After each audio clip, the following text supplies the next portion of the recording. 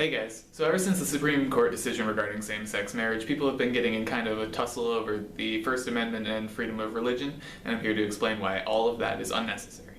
For those of you unaware, the First Amendment to the United States Constitution guarantees most of the Americans' basic freedoms, such as the freedom of the press, the freedom of speech, the freedom to assemble, and of course the freedom of religion. Let me emphasize that I believe that freedom of religion is a very essential part of the American way of life. That being said, most of the complaints about the Supreme Court decision that has legalized same-sex marriage throughout the country do not actually involve freedom of religion or the First Amendment whatsoever. Let's look at the text. There are two clauses in the First Amendment that pertain to the freedom of religion. The Establishment Clause says, Congress shall make no law respecting an establishment of religion. Alright, so the Supreme Court case didn't really do that, and I don't know if anyone's arguing that it did that. There is no established religion in the United States. There never has been, and there never will be. And the people who are arguing it for freedom of religion are those who practice various religions, and that's not really an issue.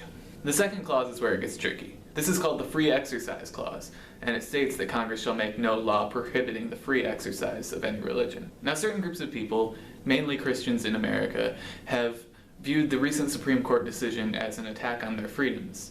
Their argument is that they shouldn't be forced to accept the homosexual lifestyle, and they shouldn't be forced to allow for same-sex marriages. This is ridiculous. First of all, for the everyday person in America, nothing will change. Nothing will change about your life, other than the fact that you will see perhaps maybe more happy people, happy married couples who couldn't get married before, now they can. What's wrong with that? But it does get a little hairy when certain government officials will not allow people to get married. And that's not a First Amendment issue. That is breaking the law. The Supreme Court said that it is illegal to ban homosexual couples from getting married. That's it. That's the law. If a religion promoted, say, cannibalism, that's against the law. They would not be able to do that. Nobody would argue that certain religion can break the law because it's a religion. That's not freedom of religion being violated. That's the law being violated. And the problem with all of this is that there is no clear definition of what a religion is. You can have a religion that bans anything. You can have a religion that permits anything.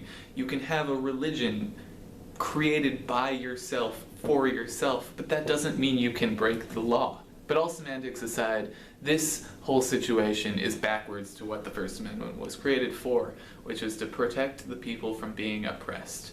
And when the people who are doing the oppressing are leveraging the First Amendment for that reason, then we have a real problem. Because Christians are not a persecuted group in America. The majority of Americans are Christian, and they are not being attacked. The people who are being oppressed are the ones who are being attacked just for being who they are and for loving who they love. And you can't use our Bill of Rights against that.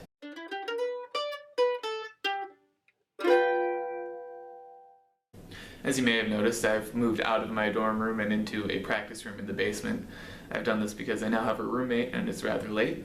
I'm thinking this might be a more permanent location, and besides, the piano behind me makes me look pretty darn cultured. Have a good night.